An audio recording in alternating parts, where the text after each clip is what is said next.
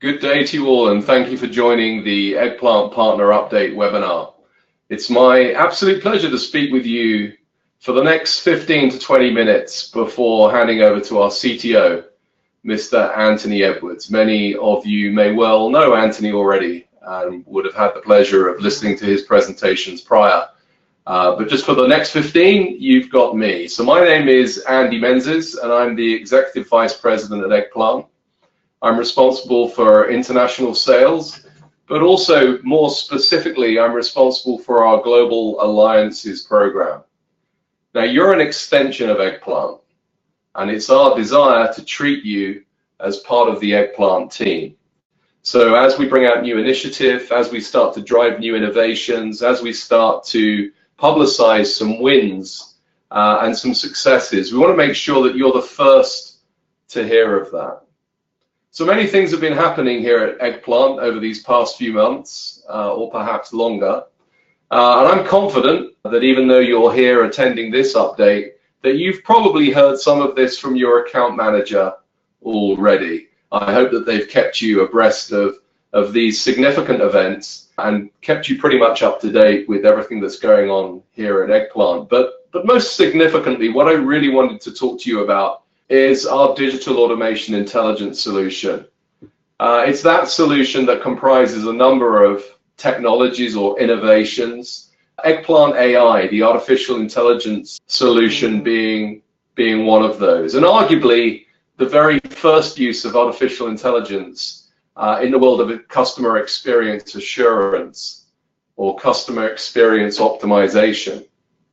So this product offering, which we'll talk about a little bit more a little bit later or in more detail, has fueled some incredible traction. We've never seen so much interest, and directly correlated to that, revenue growth from a single product launch in the history of Eggplant. You may have also heard that we made an acquisition as part of our growth strategy to grow both organically and through M&A. And that acquisition was of a company called NCC Web Performance, which accelerates the digital automation intelligence vision and, of course, our ability to execute by adding synthetic monitoring, real user monitoring, or RUM, if you will, performance analysis, load testing, and finally, analytical products to the Eggplant suite, and also a competence to host that platform. If you have any questions, you'll find a chat box to the right-hand side. Please submit your question. We'll make every effort to get back to you in real time, or if we have a large influx of questions, as we often do, we'll follow up accordingly and make sure your question is answered to your satisfaction. So what's Eggplant really all about? From our perspective, it's about enabling business outcomes by offering a platform that intelligently analyzes, monitors, and where appropriate, recommends remedies to custom application or bespoke application in order to maintain a customer experience that is nothing short of delightful. The world has changed. Now users demand to be thrilled with an ever higher, if you will, user expectation. I, for one, when I'm using applications both on mobile and desktop, I have choice, and if I find that one application is less functional, less performant, or less stable, I'll change the application to another provider. And if you fail to delight your users, you could lose them forever. Now, from a partner perspective, we want to enable you to take this platform to your prospect base, for you to be able to sell the values of this new world, where you'll be able to develop a value proposition or a service level agreement that constantly improves your customers' user experience. Many of us are developing with CI/CD initiatives, continuous integration, continuous development, and it's essential that your customers are able to adopt a continuous test process. If you're offering that as a service, you're continuously testing on behalf of your customers and therefore generating income and building a trusted advisor position with your customers. You know, testing is no longer on the IT agenda. It's a boardroom agenda. Applications are being released more and more quickly, and along with this, there's an ever-reducing time to test, whether it's the UI or performance or functionality or stability or all of the above. Your customers' applications must delight. They must respond in time, and they have to work. And at the same time, we're living in an ever-competitive landscape where it's ridiculous to ignore your competition. You need to outperform them. You need to beat them on revenues. You need to beat them on customer satisfaction, or whatever the positive outcome is. You or your customers measure. You need to be able to take that business proposition enabled by technology to your customers as quickly as possible in order that you're better positioned to compete more favorably in this challenging market. Don't test the code, test the business. This is what Eggplant customers are doing in conjunction with our partners today, using digital automation intelligence. Our integrated solution using AI, machine learning, and analytics is able to recommend the tests to carry out. It's able to learn continuously and optimize testing strategy. And it's able to perform intelligent monitoring that in some cases can predict the business impact and enable your development teams or your customers' development teams to fix issues before they occur. We see this platform as a means with which to increase the productivity of your workforce, your ability to offer better levels of SLA, better levels of business impact value proposition to your customers, and differentiate yourselves as a partner of Eggplant to the competition. Being able to sell to the business, not just to development and operations, creating a business agenda from the importance of delighting customers. So our solutions, delivered by you, our partners, can really help companies radically improve automation. They can reduce time to market whilst delighting customers and, as I said, driving predictable revenues. We, or you, our partners, are helping drive BizDevOps. What is BizDevOps? From my perspective, it's a practice that emphasizes, importantly, the collaboration and the communication of software developers and probably other IT professionals along with the business stakeholders. And I can't stress enough how this revenue trajectory, this incredible growth that we've realized through the launch of this product, I can't emphasize enough how that's been enabled by giving us a business agenda to communicate with the business stakeholders about the value of this technology as it pertains to delivering these positive business outcomes. You know, we would like to do more of that with you. So what are we doing to help you, and how are we going to continue to drive this innovation and differentiation in our market? Well, firstly, we're on a journey too. We're in a fail fast, agile model. We're constantly measuring success and failure against the initiatives that we do. We're building awareness and recognition for the disruption we're creating in this old world, if you like. And we're attending ever more trade shows and relevant events. We've built industry-focused go-to-market models and campaigns, and we're executing against those. And we've combined our direct sales teams with our vertically aligned partners, i.e. you.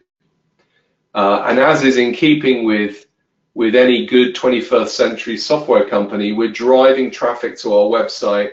We're offering free trials of the platform. We've optimized the out-the-box experience. It's absolutely critical that we're constantly working on proving this.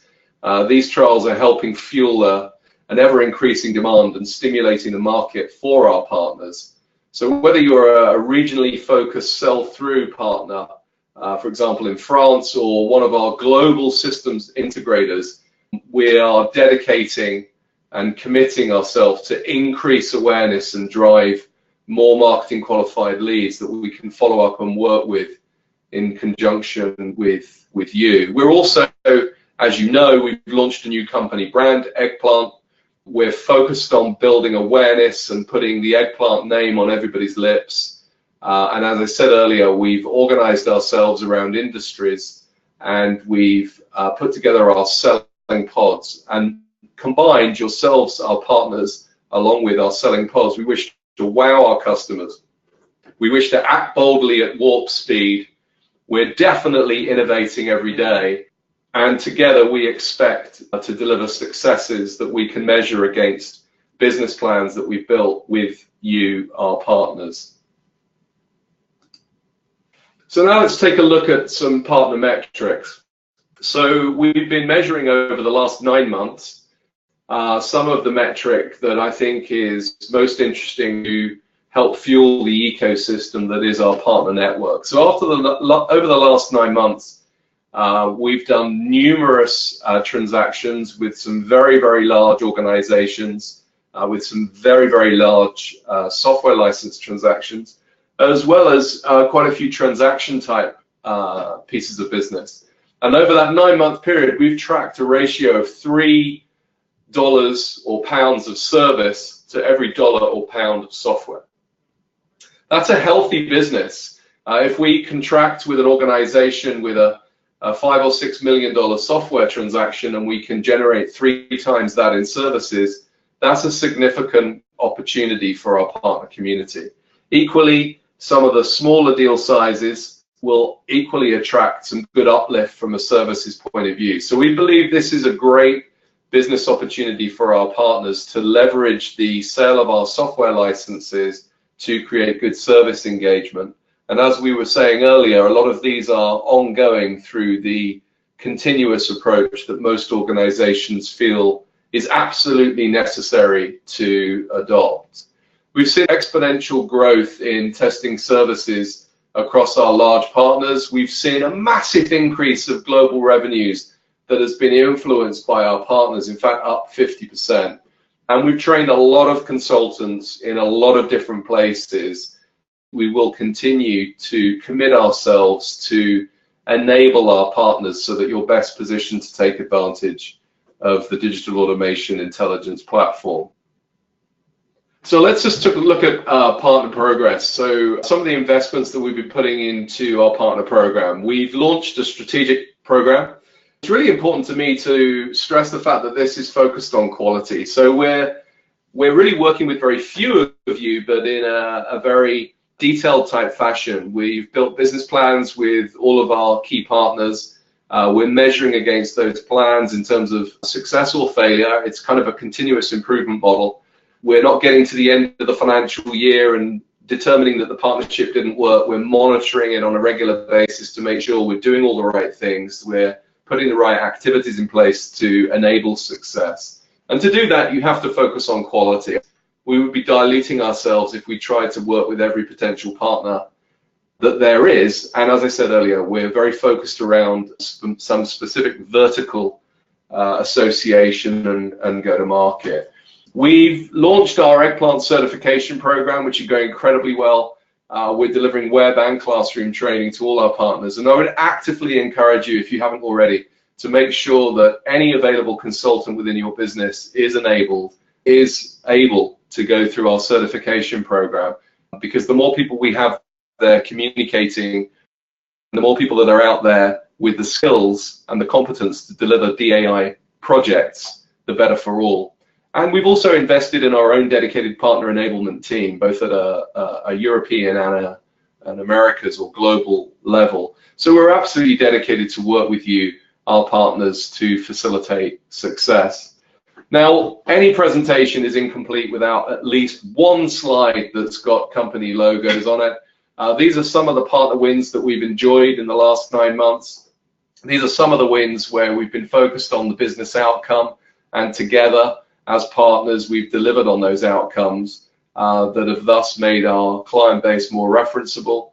There's lots of customer references that we can talk to. I've got some very cool ones that I'd love to share with you at another time, based around retailers that are looking to increase their revenues, to track customer experience, to look at UX, to look at functional, to look at performance, to optimize the experience that the customer has in order to deliver some of this positive outcome.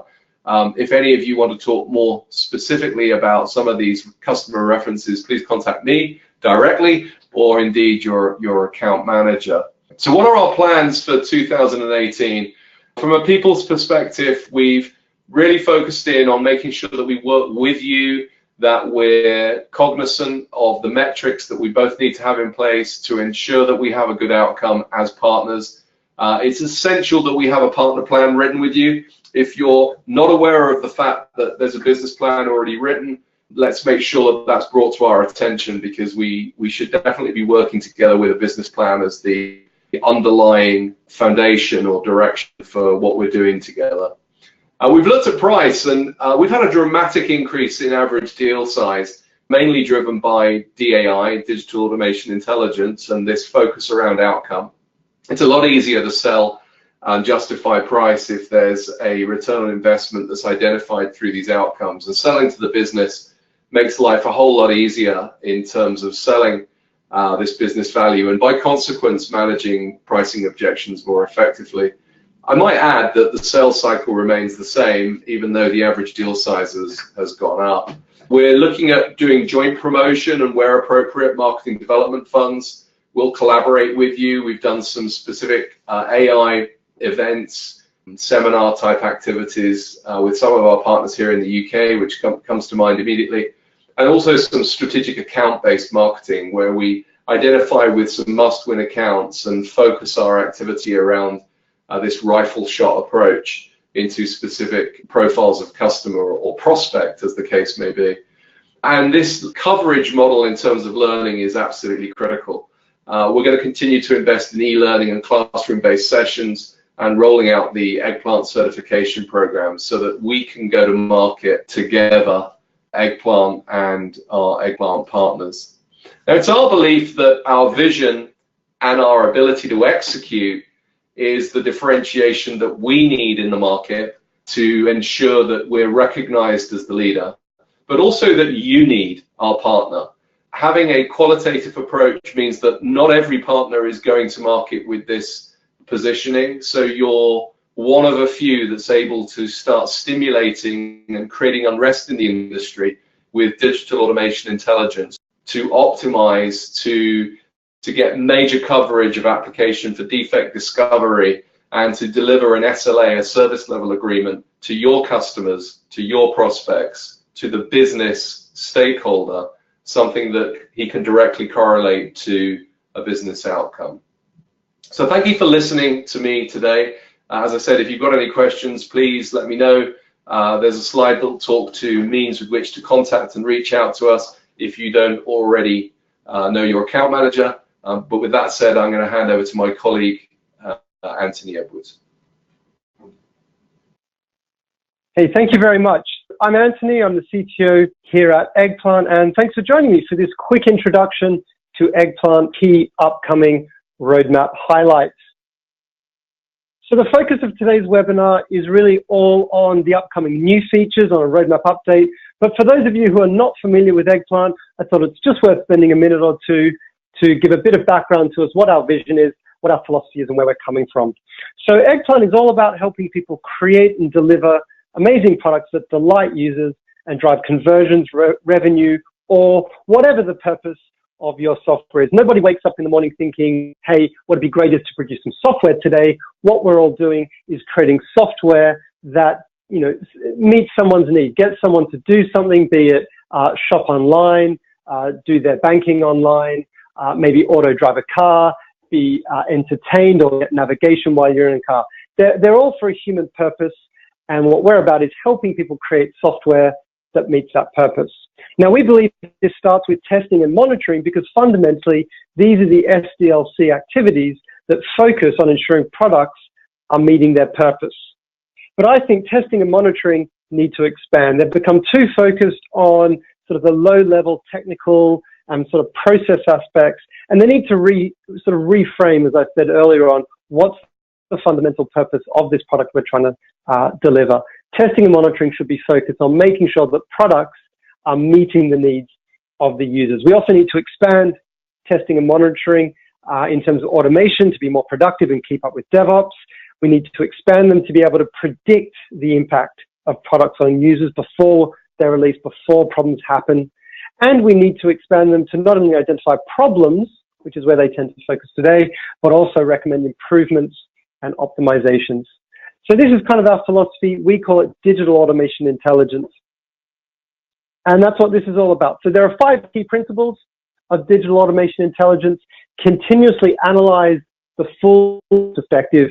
If you really want to understand software, how users engage with it, whether it's meeting its purpose, you need to really test it from that perspective, from the outside in. And you need to test the end-to-end flow, not just each component in isolation. That's not how products really work. You need to test the full end-to-end flow. And if you look in the media these days, there are a lot of high-profile sort of software fails. And typically what they come down to is that the individual components all work fine, but when someone put them together, they didn't work so well. So either they put a digital sort of system of engagement on top of a legacy system, and that kind of impedance mismatch didn't work. So the first principle is really testing products from the outside in an end-to-end fashion, using AI, machine learning, analytics to expand automation across the full app lifecycle, to put users at the center of testing by creating some automated feedback loops from production. Too much code is at the center of testing, or maybe requirements. We think users should be at the center of testing and monitoring, because that's what really matters. We want to use predictive analytics to forecast the impact of new releases on users and the business outcomes they're trying to achieve. There's so much data in testing. We should be using it to accurately predict what's going to happen, what's going to be the impact of this new release before we release it, or what's going to be the impact of this software tomorrow that's running in live. And then finally, as I said before, improving apps and business performance by identifying optimizations. Again, we know the changes we've done in the past. We know what impact they have. Let's start using that knowledge in a coordinated fashion to help us produce better products. So what does that really look like? Well, here's sort of a bit of an architecture at the top. We've got a model. So everything we do at Eggplant is all model-driven. We like to have a model of the product itself, what the business outcome you're trying to achieve, and how users interact with it. That goes into Eggplant AI, auto-generate scripts, goes into the engines we have that test functionality, performance, user experience. And we get this continual feedback loop there, which helps Eggplant AI really focus in on the areas where we're going to find defects. Then we gather information from lots of sources. We can add various tags to help sort of recommend AI to look in various places and to focus testing on the greatest areas of risk. And then we also do analytics to help us predict, what's going to happen if we release that software. Now, we've got a whole lot of information from the software development lifecycle, a whole lot of, or sort of more the development process, but a whole lot of information from testing. We know what's happened in the past. Let's start using those metrics, using those heuristics to predict what's going to happen in live. Now, one of the really transformational aspects of where we're going is not only sort of doing that isolated testing bit in the lab, but bringing in the user perspective from production. So monitoring in live, synthetic monitoring to understand really how's the product behaving in live, and real user monitoring to understand what are users doing. So really know how is our product behaving in production, what are users doing? And then we take that and we can feed it back into the testing process. So what does that mean? That means looking at what are users really doing? What are the user journeys that most of our users perform, and feed that back into our Eggplant AI to auto-generate the right test.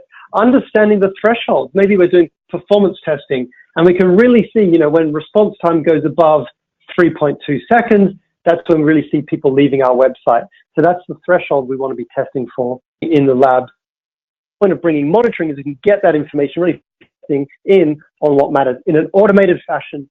So it's fast and again, focused on the user, focused on what really matters. And the really cool thing is when we have that information from live in the lab, we can start doing all kinds of predictive analytics. We can correlate the in the lab sort of technical metrics, which we get from testing, with the in the field technical metrics that we get from monitoring, and sort of understand what's going to happen with a new release. Understand that if we've got, version 3.4 and we've been testing for 3 days and we've found 5 critical defects, is that likely to be enough, or are there going to be more defects lurking in there? Should we test for another 2 days? We can start correlating those behaviors. We can also correlate sort of usability heuristics. Everyone sort of wonders that usability is very subjective. But if we can start correlating that with real measured user satisfaction, it becomes very analytical, and we can use it as a good predictor. So using that production information to predict how's my product going to behave in life, how's that going to impact my users, my user satisfaction, my positive business outcomes, so people buying things from my website or engaging with me online. And it's also through this predictive analytics that you can start getting to remedies and optimizations. And you can see that this bringing together of testing, i.e. in the lab, and monitoring in production is exactly what DevOps is all about. So really what we're talking about here is evolving testing, expanding testing and monitoring to be much more in line where we're all going in our DevOps transformation. So that's what we're all about. What are we actually doing? So I'm just going to give you the 7 high-level themes that we're working on at the moment, and then I'll go to some specifics and what you can expect to see from us. Expanding that Eggplant AI, auto-generation of tests, focusing in, using better algorithms to find bugs, get better coverage, and also auto-generation of snippets. So this is all about how can we auto-generate more of testing upfront, and how can we focus that in to find more defects. Then it's release analytics. This is what I was talking about before, giving you confidence and visibility of if I release my software today, if I release my new version, what's going to happen, what's going to be the impact on user satisfaction, what's going to be the impact on quality, what's going to be the impact on positive business outcomes. User behavior and synthetic monitoring. So Eggplant actually acquired a company recently called Web Performance, who were all about user behavior monitoring, synthetic monitoring. We're integrating that into the suite now, and that's what's driving that. So big focus there. Usability testing, I mentioned this earlier. You know, everyone's always said, you know, we should do usability testing, but it's a bit hard. It's all very subjective. But now that we've got this user data from production, we can start making that far more analytical and really help people get true user behavior. I think that's really important. Hosted testing platforms, expect to see a lot more cloud-based hosted platforms to help people get up and running faster and to really scale up their testing in a way that we're seeing a lot of our customers want to do. Make performance testing accessible. So many people still don't do performance testing. It's very frustrating. It's so important to user experience. But the reason is because we put a huge barrier in front of people. You have to be an expert in protocols, in web stack technologies, and all this kind of thing. Whereas if we can just make performance testing much easier to get into, get some value quickly, reusing your existing test assets, I think that'll be helpful for everyone.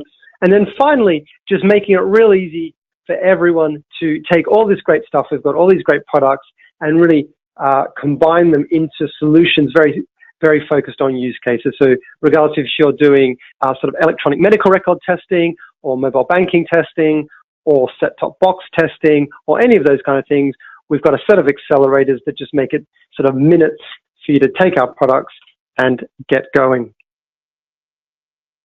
Right, so they're the big themes. Let's dive now right into some specific features to give you a feel. In Eggplant Functional 18.1, the big focus is on auto image capture and snippet generation. Basically, this is all about this continual journey we're on just to automate as much of the test creation, the script creation process as possible. And I entirely believe that over the next few releases, we'll get to really a huge level, 100% ability to automate testing for traditional standard use cases. There'll be some tweaking for more complex ones, but I really believe that we're going to massively reduce the amount of effort required for scripting. So auto image capture is about going to a screen, understanding it, capturing all the different objects, the images, the XFiles, whatever sort of approach you want to take, and understanding what that screen is all about.